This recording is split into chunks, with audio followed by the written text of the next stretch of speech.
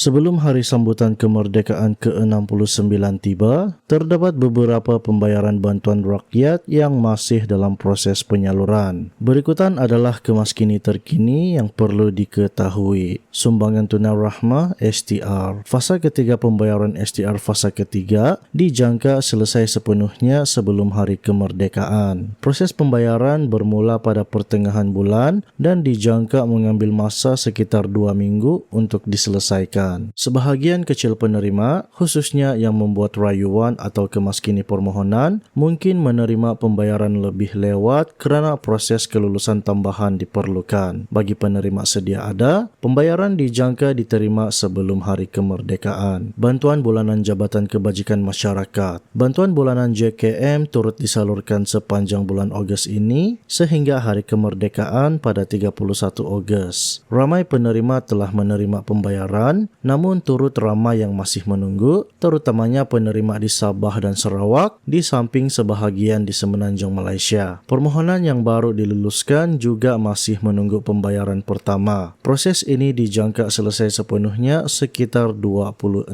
Ogos. Penerima dinasihatkan menyemak status kelulusan permohonan masing-masing dan menunggu pembayaran dengan sabar. Bantuan sara hidup. Bantuan sara hidup pula mula disalurkan sekitar 14 hari bulan dengan sebahagian penerima telah menerimanya manakala ramai lagi masih menunggu. Proses ini dijangka selesai sepenuhnya sekitar 19 Ogos. Kadar bantuan turut disebut merangkumi golongan nelayan laut, nelayan darat serta veteran Angkatan Tentera Malaysia yang berusia 60 tahun ke atas dan tidak menerima pencen. Buat masa ini, sebarang pengumuman tambahan sempena ambang hari kemerdekaan masih belum disahkan dan akan dikemaskini apabila maklumat lanjut diperoleh. Itulah kemaskini terkini mengenai pembayaran bantuan rakyat sebelum sambutan hari kemerdekaan ke-69.